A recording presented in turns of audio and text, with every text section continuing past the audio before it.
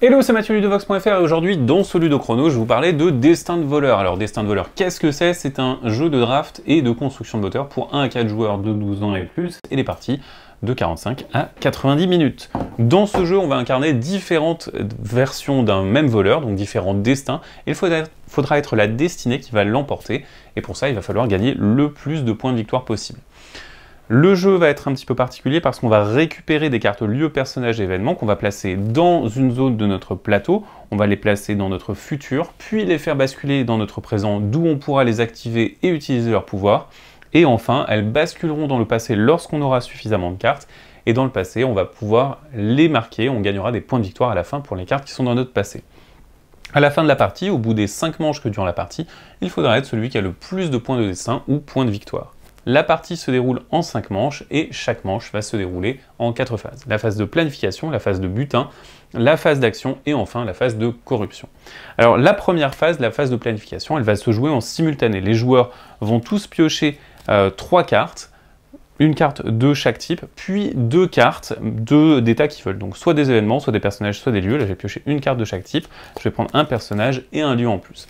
Chaque joueur va faire ça, une fois que tous les joueurs ont leurs cartes, eh bien on va les drafter avec un système un petit peu particulier. Donc on va garder une carte et la placer dans le futur. Lorsqu'on place une carte dans son futur, on va immédiatement placer les ressources qui sont imprimées dessus. Ensuite, on va passer 2 cartes au joueur suivant, donc au joueur à sa gauche ou à sa droite suivant la manche. On passe ces 2 cartes, on récupère 2 cartes, on recommence notre sélection et ainsi de suite. Lorsqu'on a choisi 3 cartes et qu'il ne nous reste plus que 2 cartes en main, on va choisir notre dernière carte et la dernière carte, on va la défausser et marquer son avantage. Son avantage, on va avoir un petit choix qui va nous permettre d'orienter notre jeu différemment.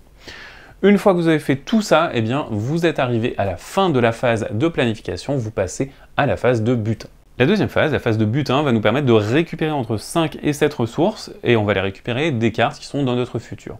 On va les récupérer tour à tour, et une fois qu'on aura récupéré toutes ces ressources, on pourra passer à la phase d'après. Donc c'est mon tour, je peux choisir une des ressources qui sont sur mes cartes, je la place dans ma réserve, et lorsque je vide une carte entièrement, elle bascule dans mon présent. Donc ces effets auront cours, je pourrais utiliser mes personnages ou mes événements pendant la phase d'action, je bénéficie de l'effet de mes lieux, et ainsi de suite. On a 3 types de ressources différents. On a les ressources de base qui vont pouvoir être échangées contre divers avantages de jeu, notamment des points de victoire, mais pas que. On va avoir du temps qui peut être utilisé en phase d'action pour récupérer des ressources supplémentaires et créer des combos. Et on va également avoir des gardes. Lorsqu'on récupère un garde, il ne se place pas dans notre réserve, mais sur cette piste. J'y reviendrai un petit peu plus tard pendant la phase de corruption. Mais en général, ce n'est pas une super bonne idée de récupérer trop de gardes. Une fois que les joueurs ont récupéré suffisamment de ressources comme indiqué par la manche, eh bien on va passer à la phase suivante, comme je vous le disais, la phase d'action. Pendant la phase d'action, qu'est-ce qu'on va faire? Eh bien on va tout simplement activer les cartes qu'on a devant nous. Donc on va pouvoir faire 1 à 2 actions par tour, on va tourner jusqu'à ce que tout le monde ait passé, et lorsqu'on va utiliser un personnage, on va l'incliner, par exemple ce personnage va me permettre d'obtenir une lampe, tout simplement. Ce personnage me permet de payer une lampe pour obtenir un point de victoire. Donc ici, j'ai fait ça. Maintenant, c'est l'activation des personnages. Vous remarquez qu'on a aussi des lieux et des événements. Les lieux vont avoir des effets passifs. Par exemple, à chaque fois que j'active le voyageur, qui est ce personnage-là, j'obtiens un sablier. Donc je vais pouvoir récupérer un sablier ici. Et donc, ces lieux qui ont des effets passifs, eh bien, ils vont pouvoir être déclenchés petit à petit. On a également des événements qui sont à usage unique. Lorsque vous activez un événement, eh bien, vous appliquez son effet et ensuite vous le placez directement dans votre passé. Vous allez également avoir la possibilité de dépenser du temps. Lorsque vous utilisez du temps, vous dépensez 2 sabliers pour récupérer une des ressources de votre futur et la placer dans votre réserve. Ça va vous permettre de vider certains personnages et de pouvoir les récupérer, ou personnages ou autres cartes. Vous allez pouvoir récupérer ces cartes si vous les videz complètement. Et ça va être assez intéressant parce que ça va vous permettre de déclencher des combinaisons plus vite. Notez bien que l'espace dans vos 3 différentes rangées, les lieux, les personnages et les événements, cet espace va être limité. Vous pouvez avoir 4 cartes maximum dans votre présent pour chacune de ces catégories. Si vous deviez faire rentrer une 5e carte, eh bien la première carte que vous aviez posée, la dernière carte de la ligne, elle va glisser dans votre passé, elle sera inutilisable pour le reste de la partie, mais elle vous donnera des points. Donc c'est assez intéressant aussi d'avoir une stratégie qui vous permette de faire glisser des cartes. Une fois que les joueurs ont tous choisi de passer, eh bien on va passer tout simplement à la phase suivante, c'est la phase de corruption. Pendant la phase de corruption, les joueurs vont regarder les gardes qu'ils ont chez eux. Alors, ces gardes, ils sont embêtants, vous allez devoir payer des pots de vin.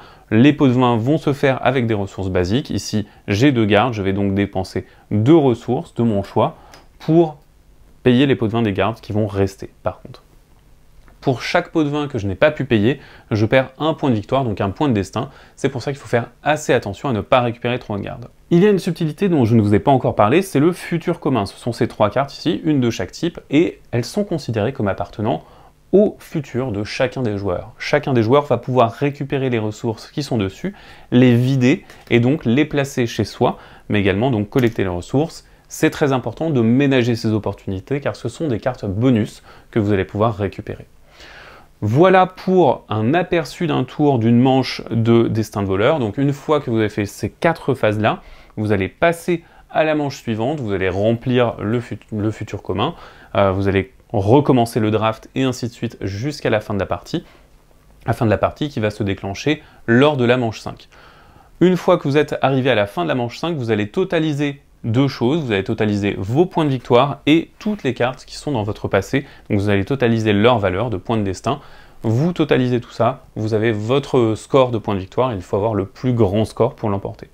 Destin de voleur, c'est donc un jeu dans lequel vous allez drafter, choisir et créer vos opportunités, mais dans lequel vous devez également penser à faire glisser votre moteur, donc faire basculer les combinaisons que vous avez créées en début de partie dans le passé et utiliser de nouvelles combinaisons. L'adaptation sera donc la clé, c'est à vous de jouer. À bientôt sur ludovox.fr.